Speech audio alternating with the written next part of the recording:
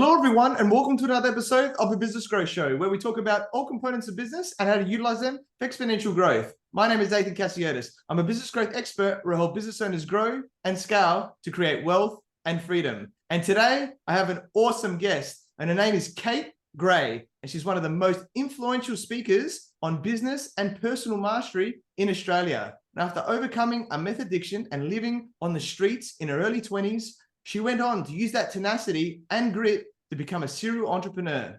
And over the past 15 years, she has scaled a 6-figure bricks and mortar fitness business, a 7-figure retreat business, and 2 7-figure coaching businesses, and is currently the founder and CEO of Disrupt Marketing Agency and the Be Unbreakable Education Company. And in 2021, she was named by Yahoo Finance as one of the top 10 CEOs to watch alongside Grant Cardone and Lopez. And she's been blessed to speak on global online summits for real success with Sharon Lechter, Forbes Riley, Tomas, Sharma, Deepak Chopra, Tony Robbins, and many more legends. And in the past 15 years, she has learned alongside mentors such as Jocko Willinick, Sharon Lechter, Vaynerchuk, Leif Babib, and Kern, and even unconventional mentors such as an ex-member of the Israeli Special Forces and leading combat masters. Welcome, Kate Gray, and thank you for being on my show. Thank you so much. I'm so excited to be here. And my goodness, I'm loving hearing an Australian accent. I love it. Awesome stuff. I'm sure it's going to be amazing today. And you've definitely got your roots, in Australia, but then now in Vegas, which is very cool as well to get that US element to you. So, you're a very successful entrepreneur. So for those people who don't know who you are, just please introduce yourself by telling us about you and your journey. Yay, amazing. Well, I am the quintessential rebel forced entrepreneur. And what I mean by that is I couldn't keep a job. Nobody would actually have me hired long enough because I was always wanting to innovate new ideas, and nobody wanted their ideas in their business innovated. They wanted to stick with like how they wanted to do things. So it made me not a wonderful employee.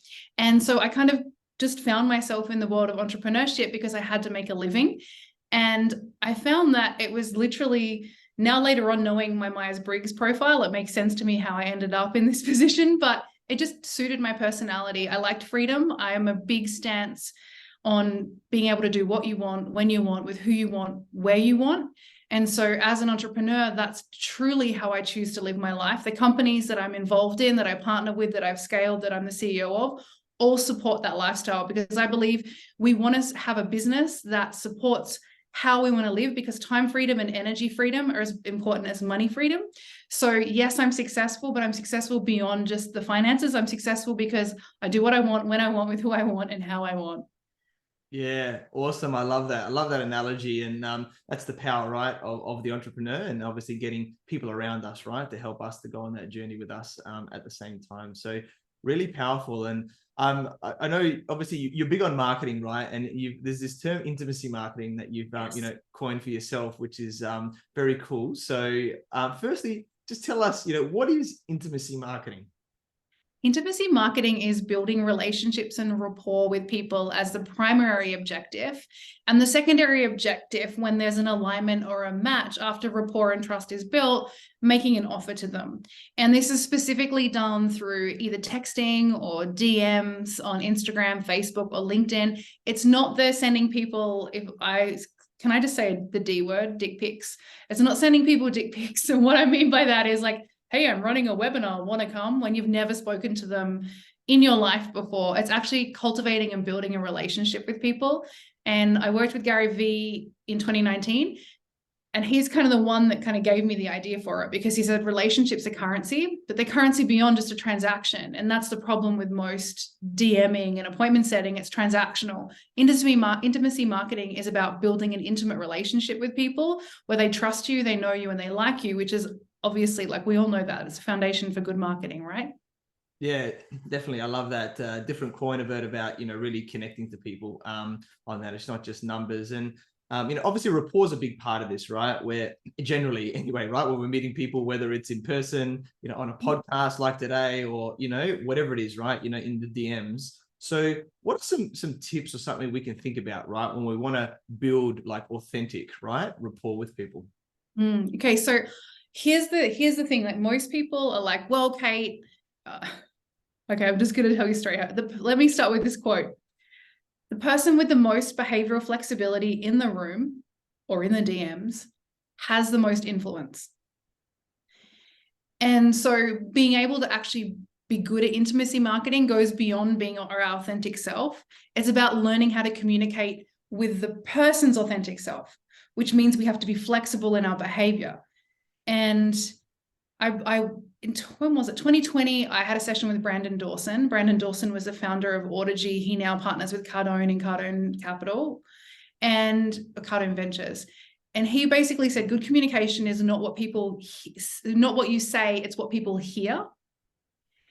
So to be good at intimacy marketing, it's really about how to understand how people hear and see and perceive the world, not your perception of it, but actually to understand their psychology, to put yourself in their position, so then you can communicate them through the lens in which they see the world, not your assumption. And that is literally, if you can nail that, you can influence ethically, I hope, anyone in any situation at any time, anywhere. Yeah, I love that. And this is very NLP based from what I understand, right? In terms of, I've done NLP master practitioner training and the behavioral flexibility. And there's a saying that I love this saying where it's like, we've always heard like, treat people how you want to be treated, but that's actually incorrect. It's treat people how they want to be treated, right? Yes, exactly right. And then understanding you will sell how you buy, but only a small percentage of people are going to buy the same way as you, because understanding the unique blueprint of people, then that's how we can become flexible and sell how they will buy, not just how we will buy. And it's definitely NLP. It goes a little further. So I'm very grateful to work with somebody who was a deep undercover CIA operative. And so this was, his job was to be able to build rapport and get country's secrets out of people. So, your ability to build rapport when your life depends on it is like, just takes the whole, like the risk level so much higher, right? And so what they do in the intelligence agencies, both the MI5 and the CIA, is they use the Myers-Briggs, which is 16 personality types. Then they put those 16 into 4 tempos. And those 4 tempos, that's how they profile people. So if you have a mark and you're say James Bond, and you're going in and you have to infiltrate that person's life, then they're going to give you a profile based on that profile, those 4 tempos and the 16 personality types. And so knowing that alone is then how we begin to base how we interact with them and how we speak to them. And that's pretty much what we do in intimacy marketing. So slightly different, but the same, if that makes sense.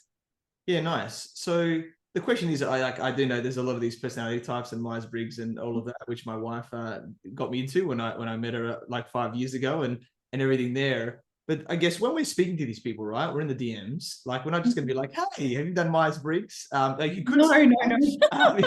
But it might be a little bit interesting to. No, I mean, that's an interesting one-liner. I might try that. That's really fascinating. It would save a lot of time. Wouldn't it, right?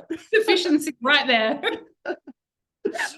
But ideally, or let's just say they say no, right? If they so that doesn't work. So how do we uncover this? Is it just more understanding really how they are framed and then asking questions around these areas to really understand where they could fit in? That's a really great question. And thank you for bringing it down to small chunk, because I'm really big picture. So I appreciate that. I appreciate you.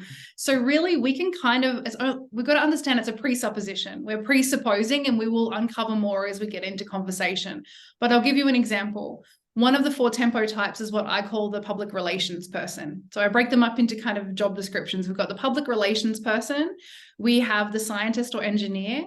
We have the philosopher, which I am, big picture, which is what you just helped me bring it down to the minimal, like small chunk. And then we have the athlete. And the athlete is just someone who takes action without giving a lot of thought to their action. So let's just take the PR person, for example. They're going to be speaking a lot on their page. And I get a lot of PR people because I speak about intimacy marketing, connection. The PR person's highest value is relationships. So you can go and have a look on their page about what they're writing about. They're going to be probably writing about connecting with their clients, treating people like humans. They'll be using certain words or phrases like, to be seen, people want to be seen. They'll use certain words like connection. So there are actually ways that you can look at the language patterns on somebody's profile and make a little bit of an assumption, but then then that helps you write your first line to them, which cuts through the noise and gets their attention. And then you discover more in conversation. Yeah, cool. Awesome. Can you tell us a little bit more about these other types? Because I'm intrigued a little bit more too. It's really intriguing, isn't it? I love it. I'm obsessed with this. Yeah. So then we have let's look at the philosopher. The philosopher is the ideas person. They're the big picture person, and they're the person who is going to write a lot about concepts and ideologies. So they'll look at marketing through the lens of a huge idea, like intimacy marketing is about connection, but there'll be no actual like systems or processes behind what they're speaking about ever. That's when the engineer and the scientist comes in. So an engineer and a scientist is going to talk about marketing through the lens of systems, structures, step by step. And so will the athlete. The athlete will be talking about marketing through the lens of taking action. You must take action on this. And I recently saw somebody rebrand their whole personal brand as like the consistent action taker. Like that's literally what they called themselves. I'm like, oh, they're an athlete. They just literally told me straight away, because they're seeing the world through the lens of taking action. The engineer will see the world through the lens of systems and processes, step-by-step strategies. And then the philosopher will see it through the lens of concepts and ideas. So if you look at how they're communicating, what lens they're communicating through, that will tell you generally what they are. Yeah, nice. Awesome. Thank you for that. I love this sort of stuff. It's definitely intriguing. A lot of different lenses and things that we can check stuff out at. And it really works. Can I tell a little story about it in real time? So the reason I wanted to learn this is I realized that I often would get emotionally hijacked because I'm very passionate, and my family are Irish, so I have a natural pretense to be reactive. Apologies to all my Irish friends, but we have a temper, right? Everyone knows Irish people have a temper. I dye my hair black, it's actually red. So there we go. And I knew that was getting in my way. And I believed that there would be a way where I'd be able to connect with people in a way they felt safe and seen and heard, and to remove the emotion out of it. But I just lacked the skills. So I wanted to learn these skills so I could have ethical influence in people without my emotions railroading me and ruining negotiations and ruining opportunities. And there was somebody that I've known for a long time.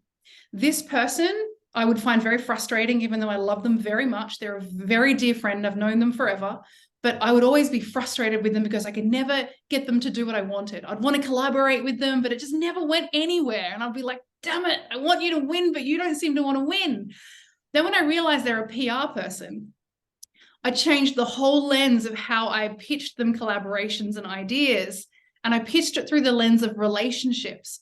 And I celebrated them for their ability to build relationships, their ability to connect. Literally, after years of getting nowhere, we actually collaborated on a project. Awesome. Very cool. I love that. It's so powerful, right? When, certain words or other areas when you speak, to people the way they want to be spoken to or treated, then extremely powerful. Now, yes. I guess in the process, right, where I see a lot, of challenges for people in the industry is then how they sort of move them down the line, right? Because really, as entrepreneurs, as you know, we're solving problems realistically, right? That's what we do. So we're helping solve certain amounts of problems. So we need to find out if they have problems, right, in this area, because otherwise, if they don't have a problem, then we can't solve anything. So I guess some people that find it challenging, to segue nicely and just, there's the say, hey, what are your biggest challenges or whatever like that. But is there some ways here that we can, do it smoothly, I guess? Because I think, and obviously it's not a hard and fast rule as well, because there's a lot of different ways and you've got to have behavioral flexibility, as you mentioned, but you want to talk about really understanding, is this someone, that we can actually help? Mm-hmm. I love that. Typically, people love talking about themselves. So if you build rapport and you ask them questions that will you've got to build rapport first. So generally there needs to be between 7 and 10 messages that don't give the scent at all that there's going to be some sort of pitch, because you can tell people are so desensitized now. Like if it looks like a hey, how long have you been a coach? Like within the first 2 messages, people just stop responding to you. So you need to use the 4 tempo technique. You need to build rapport, 7 to 10 messages, ask them questions that are, hey, where are you from? Like, how long have you lived there? Have you lived in other places? Like, get them to share about themselves. Then once that rapport is established and it's back and forth, it's like the consistency and the compliance is there for conversation. Then we can start to bring it towards business. And then I never directly pitch anyone, nor do I suggest that anybody does that. I literally share with them from a place of how I would a friend, and say, hey, I've got this thing. It may not be for you. It's probably not for you at all. But if you know anyone in your network, what we do is we solve this problem, and this problem. I would love, a referral if you feel like you can give me one. If not, no big deal. It's no pressure at all. It's all good. And that's it. That's literally it. But it can only be done once rapport is established. And then once, if I just backtrack again, people are probably like, oh, you're pretending to be friends with people. I have a hard and fast rule that I'll only message people that I can see as potential friends, because my number one priority is building a bigger network, not making sales. The making sales comes secondary. The more connections you have, the more rapport you have, the more money you'll make by default, because you're seen as an expert within a community. So I'm not interested. There's some people I don't pitch because it's not right. But then I'll post about it and then they'll DM me. So the relationship is first, and only do this with people that you genuinely feel like you want to be connected with. Nice. Awesome. So then once you do that, it's either they're going to be like, hey, well, I actually need this problem solved potentially, or they may actually give you a connection, and then there's like a 3-way message or something like that. Yeah, and then, correct. Exactly right. Yeah. Yes, yeah, exactly. Or they go, oh no, I don't actually know of anybody, but now there's a seed there, right? So because they know you, like you, trust you, you're in their network, you're a person of influence. When their need comes up for someone else or for them, you're going to be the first person they go to. Exactly. And this is where it comes down to the consistency in terms of your social media, right? At the same time, where being consistent, so you're always front of mind, I guess, because not everyone's ready to buy right now. Like you said, it takes time, and doing that. So do you want to talk a little bit about that, really, about, making sure that we're putting some great content out there and maybe a bit of variety of stuff, so we're connecting with different people for when people are ready to work with us? Yeah, 100%. Like, I mean, there's so many different ways of doing content. Like, I know Taki does the sell in private, don't sell in public, only give things away. So that's one way. You could only, make offers of free things, free webinars, free download, give a lot of value. He gives a lot of value posts. He tells a lot of stories. You can do that. And then once they've downloaded the thing or they've come to the webinar, then you can DM pitch them that way. That's one way, which is kind of different to what we do. In what we do, content and conversation is our little method, is that we want to do 2 types of content. We do what we call celebrity content, and everyone's going to be like, oh, celebrity, just hear me out. What that is where you position yourself as a person of authority. And we just call it celebrity because it's a joke that I have with my clients, because I think being a celebrity is actually a really influential position if you use it for the right thing, right? Look at Kim Kardashian, Kylie Jenner. Do I align with them as humans? I don't know. I don't know them, but I have to respect them as businesswomen. Kris Jenner, I respect her. So they're in positions of influence, right? So we always want to this is all we do. Monday, we do a celebrity post. What is that? Hey, the other day I was speaking to my mentor, Kate, and she told me this. So they've anchored themselves to me. I'm a person of influence. Then by default, the brain presupposes they're a person of influence. So it's a celebrity post. Or here I was in an event, Gary Vee spoke. Even though you weren't speaking, you've mentioned Gary Vee. You've now anchored yourself to Gary Vee. The presupposition is you're a big deal like Gary Vee. Or the other day I was listening to Grant Cardone and he said blah, blah, blah. Same thing. You could have just been listening to him on YouTube, but by anchoring yourself to that, there's a presupposition that you're in the same ballpark. And it's all how you position the language as well. And then the other one is some sort of call to action where you want to bring them into your world. And that can be, I'm running a free webinar. That can be, I have this free thing. Do you want to download it? So we go celebrity, give something of value with a call to action. Celebrity, give something of value with a call to action. The giving something of value with the call to action, that is the thing where you give value and you show that you actually know what you're talking about. But you only do it with people who put their hand up. And why we do that is because they're already showing that they're in a position where they're thinking of buying, or they might want to buy, they just need more information. Unfortunately, in this world, I hate saying this, I think the business space has changed and the marketing space has changed. And I'd love to hear your thoughts on this as well. In America specifically, it might be different in Australia now, like time moves quickly. I haven't been there for over a year. I see coaches that are, excuse my language, crap. Their actual value is a disgrace. Terrible. I know that because I know people have bought their programs, or I've been burnt and bought their programs. Yet they look like a big deal, so people keep buying from them. And they don't even show anything of substance other than them on yachts or on trips or on jets, or they say that they're making all this money. They talk about their own revenue, yet people keep throwing money at them. They're nailing the perception game, the celebrity game. The celebrity post is about managing perception. Now, right now, whether we like it or not, nobody actually cares what you know. They care who you are. And they're buying from people who are not as good as you, but you're not willing to play the game of managing perception because, well, that's lame. And what's happening is all the people that you could be helping are going to the people who are managing the perception. So we have to manage perception. Like the days of my 3 tips to posts, they're gone. Or they're a once a week post. People want to know you're a big deal because they want to buy from people who are big deals. It's that simple. I know that sucks to hear, and it's not all industries, but it's the online coaching industry that I'm in for sure.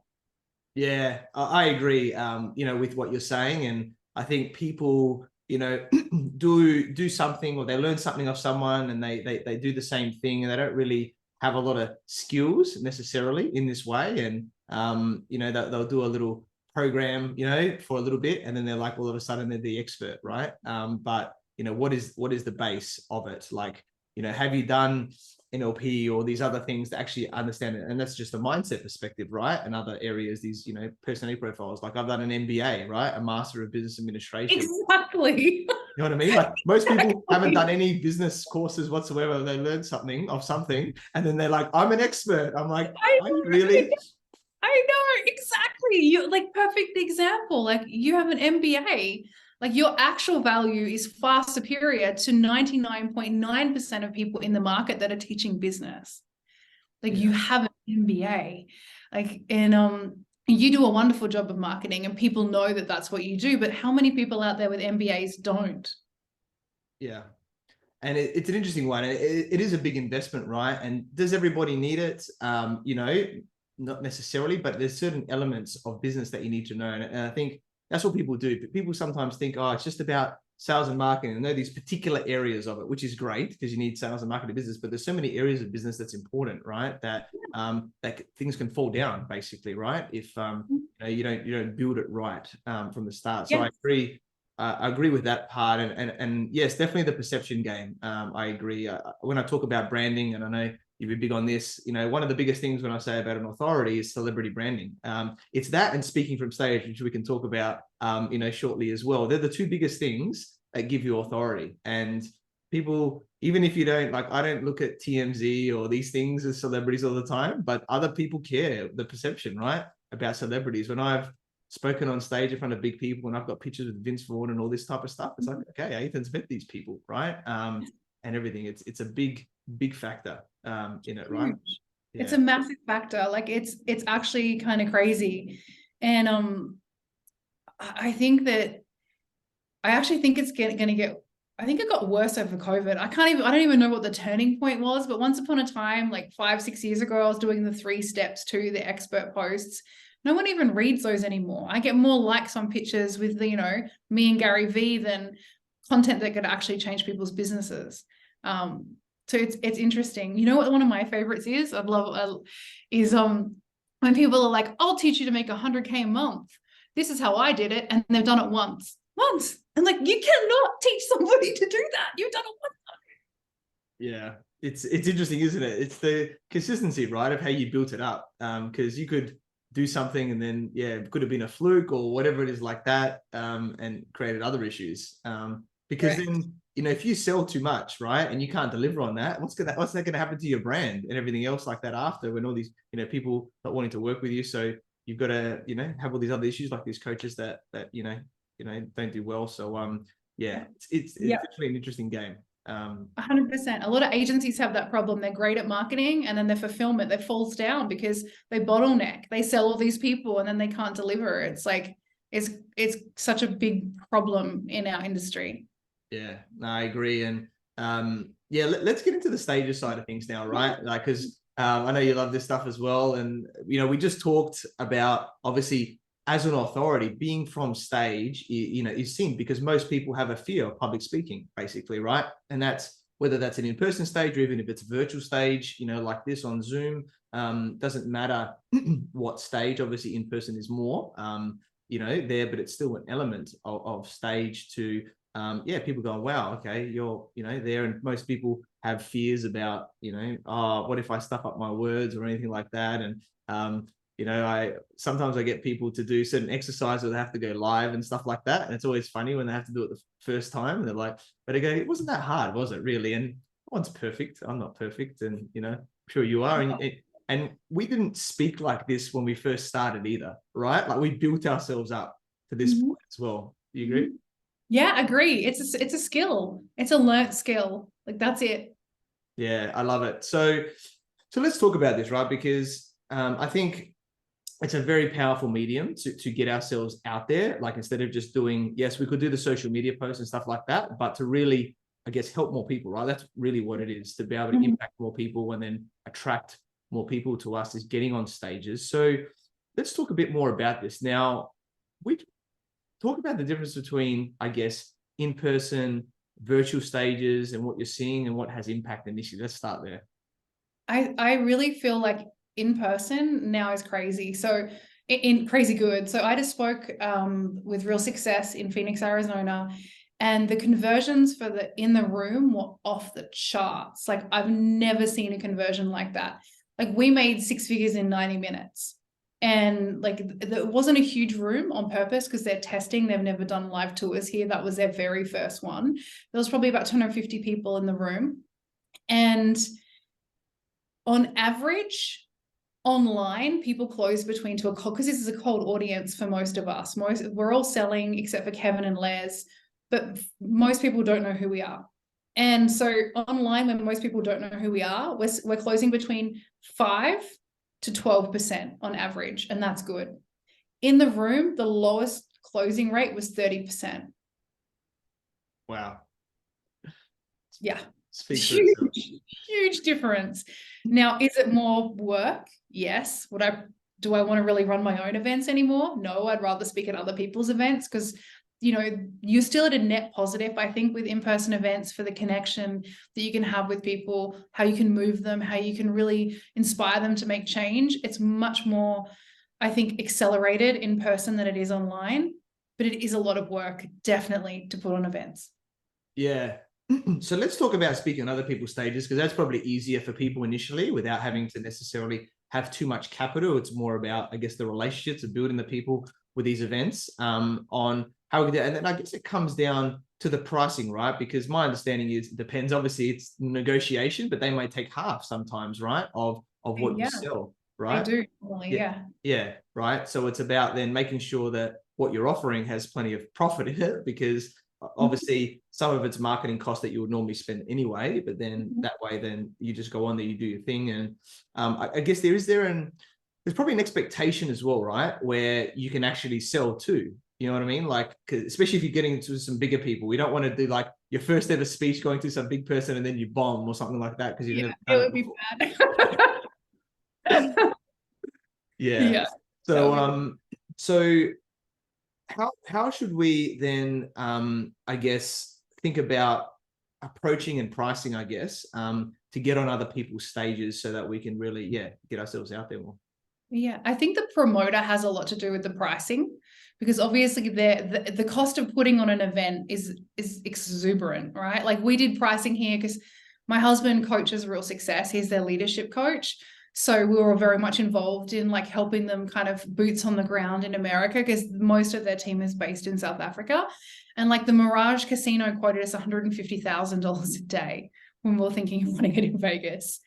So the promoter will have a specificity or a preference around pricing. So if we looked at the Success Resources days, on average, they would sell between 1,000 and 5,000 because they would take, 60 to 50% of that, depending on who it was, yada, yada, yada. So the promoter will definitely have a say in that. And you just want to make sure that whatever you sell, it is directly proportional to the amount of delivery that you have to have, which is exactly what you said. You don't want to be selling one-on-one from stage and ending up getting like $70 an hour for your time. Like, it has to be something that also then is easy to deliver. You can still cover your cost of your time, but we see what we sell from stage typically as the top of the funnel. So we don't really care if we don't make any money from it. It's because we have an ascension model out of it, right? So we make money on the other side. So for example, a good product to sell would be something for $500 to $1,500. It's a 6-week group training program. So it's just an hour of your time each week. And then there's a 3-day boot camp at the end, and you sell them into something else at the end. That's super easy. You're probably not really making very much at the top, but you're going to sell from the boot camp at the end. So it's not only the pricing of what you sell, it's the ascension model and the monetization from that event as well.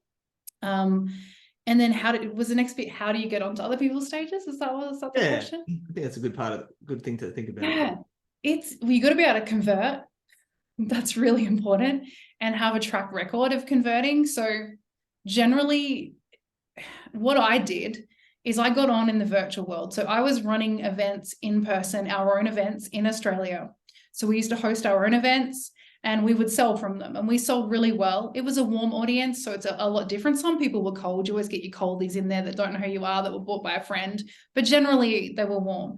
We had really good conversion. We're very good at selling high ticket to a warm room. Then I got an introduction by a friend to a promoter. As a woman, you're at a huge advantage. So if there are any women listening to this right now, there's a lack of female speakers that can sell from stage. So just to be clear, there's a distinction between keynoting and selling from stage. I call this people that sell from stage, I call us the special forces of the speaking circuit, because it's a whole different ball game when you got to sell in 90 minutes and they're like watching the clock. You're going to move people from strangers to they want to give you money in 90 minutes. Like, it's very difficult. So I got introduced. I showed them my data that I had done for my own events, and I'd hosted a few webinars because everything had shut down. They gave me a go because I was a woman. I was a woman and I sold something that was the right price point. That was pretty lucky. Like, I was very blessed.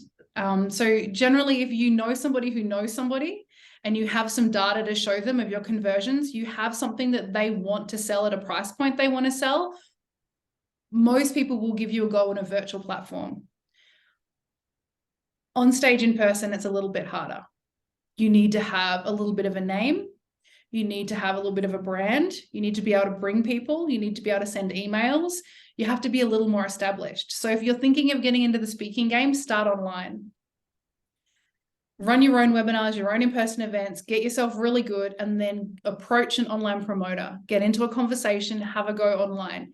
You will find that selling to a cold audience is much harder to selling to your own audience that you put in a room or you put on a webinar, but you'll get better. That's literally it. You have to be easy to work with. So I know people that can sell, but they don't get booked because they're divas and divos, whatever the man version of that is. I don't know. Easy to work with, can sell. Now, what's interesting is somebody's really easy to work with, but they don't sell as well as somebody who's difficult to work with.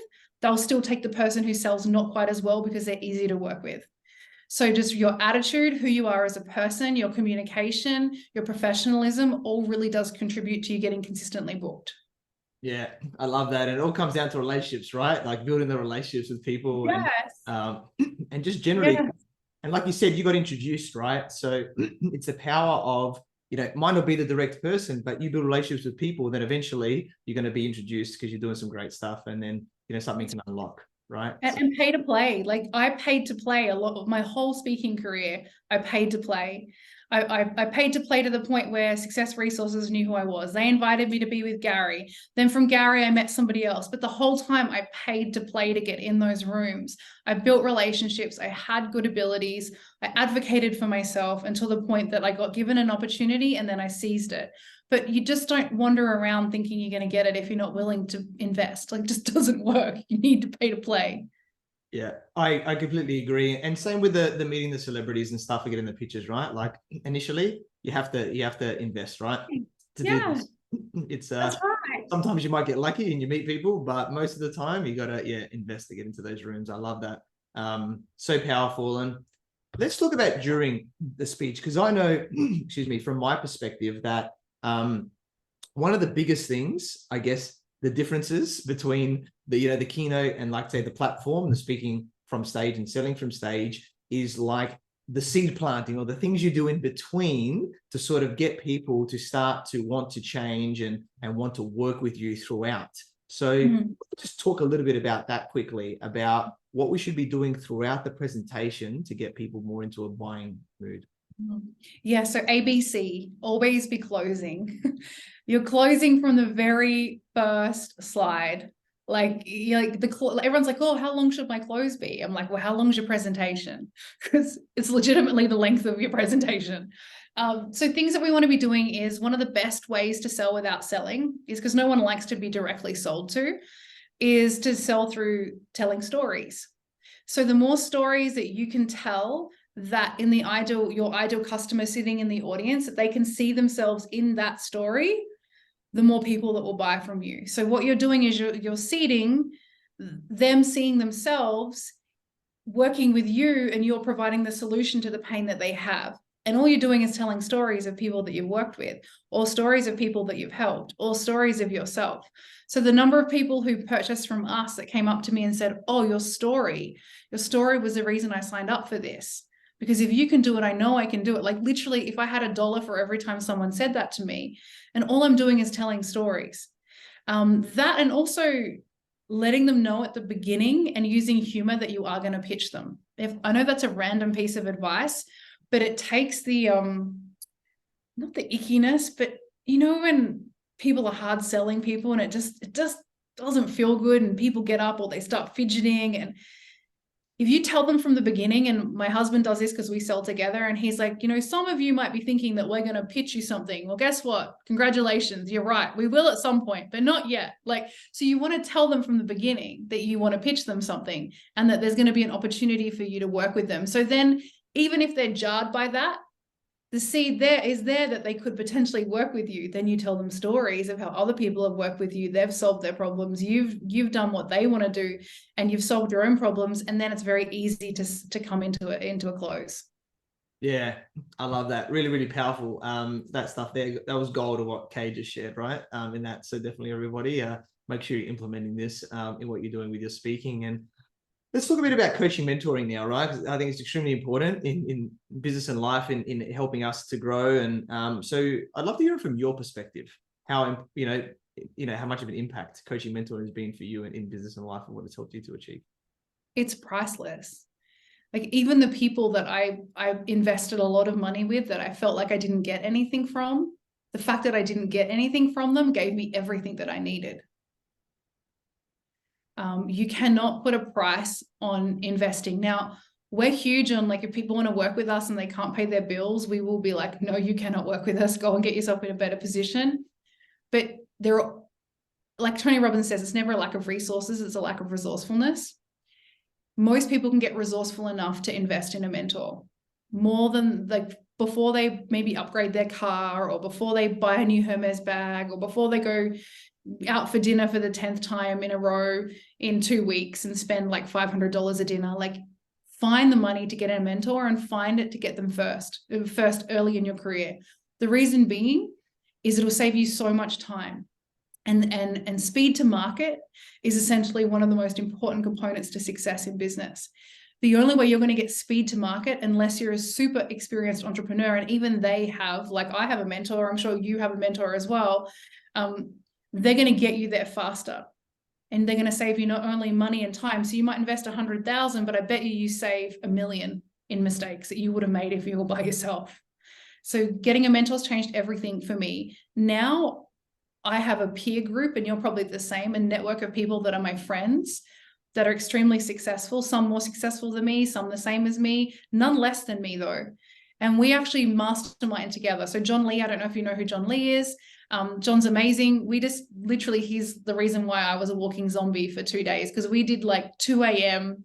masterminding morning to 2 a.m. in his penthouse here in Vegas for 2 days in a row as friends, throwing ideas around together. That is amazing. And I have mentors now that are not in business. They have other areas of expertise, like ex-CIA, ex-Israeli Special Forces. They teach me other things that are giving me the edge in business, because I have my network that I work with, that we kind of mastermind ideas together to help each other.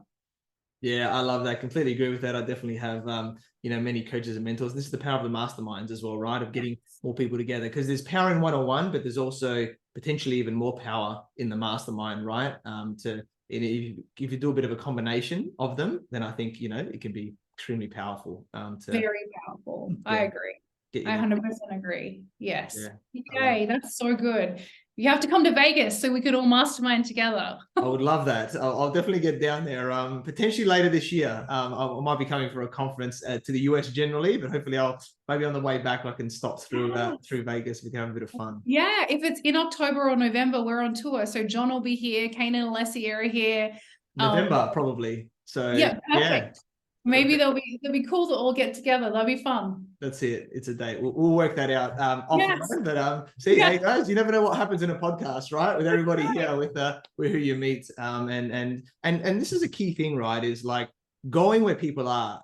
Someone in Australia could be like, oh yeah, at some point I might go to the US or whatever and not be thinking. But I'm like, I've already spoken on stage in front of thousands of people twice in US, and I plan on going back, right? And then it's about leveraging the relationships that you have, going, who do I want to build a relationship more with?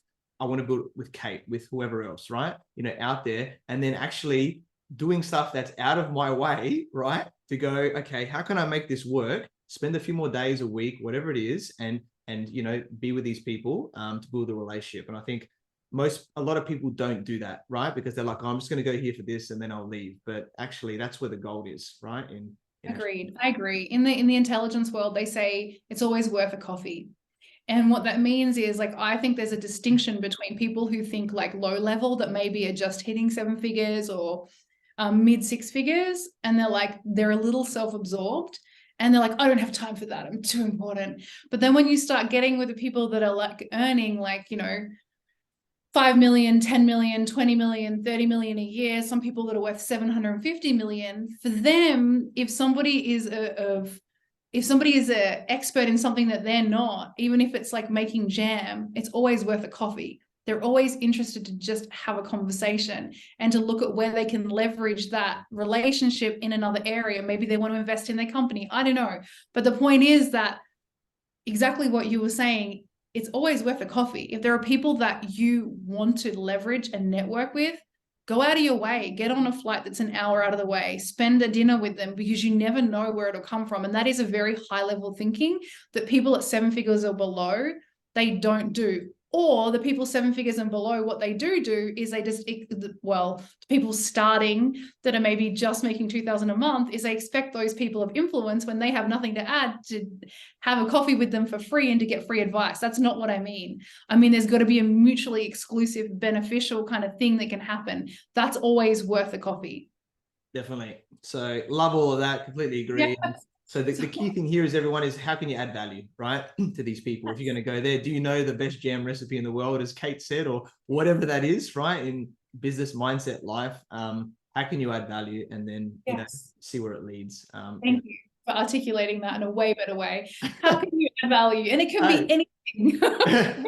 Exactly, right? Hey, it's all good. We're speaking to different people in the way that we articulate it, so I'm sure everyone's now understanding it in their own. I like it. I love it. So yeah, it's been very powerful today. I loved the marketing side, the speaking side, and build relationships and everything that we've talked about. And I guess as we're wrapping up, what one key piece of advice would you like to give to all the entrepreneurs watching and listening today? Think bigger. And what I mean by that is, people look at our business and they go, oh, cool, they're making money from speaking and they're making money from coaching and their agency. But for us, that's just cash flow. That's not going to make us life-changing money. As what we do with that and where we invest that makes us life-changing money. And so don't change your life unless it's for life-changing money. we all know it's not about the money. Money just equals units of choice. But many people are driving an extra 20 minutes to get a 5% discount on gasoline or petrol. That's changing your life for money that's not going to change your life. Think bigger. Think about how you can use what you have now to make money work for you, and you don't have to work for it. That will change your life and leave a legacy. Just think bigger. Think outside the box. Yeah, I love that. So true. Completely agree with that, guys. And yeah, reinvest and take it to that next level. And yeah, we connected through our network. So I learned about your awesome journey from coaching to helping with intimacy marketing and, you know, speaking from stage and all the awesome things that you do. Amazing women, so knowledgeable, so much value today. I'm sure you continue to disrupt the industry as well as help others to succeed. And very grateful that we connected and look forward to working with you. So Kate, how can people find you, get in contact with you? Yeah, the best way to find me is literally go to my Instagram. It's my favorite place to be. I love stories. I don't know why, but I do. I am Kate C. Gray. That's it. It's like the @ symbol. I am Kate C. Gray. Come and hang out with me on Instagram. Send me a message. I think I've got a free download or something there, but that's the place that I spend most of my time. Cool. Awesome, guys. Definitely check out Kate on Insta. I'm sure she's going to provide heaps of value and everything there. And who knows what it'll lead from there. And yeah, thank you to everyone for watching and listening to this show where we talk about everything on business growth. And please like, subscribe, and leave us a 5-star review. You can find me on LinkedIn, Facebook, Instagram, and YouTube as Athin Cassiotis, or visit my website, athincassiotis.com. If you want to grow and scale your business, you can reach out to me on any platform to see if we're a good fit. I completely agree with you. Or do I? The only way we know is if you tune in next time. So until next time, remember that our business grows when we learn skills and take action using them in spite of fear. So remember to design your growth and results.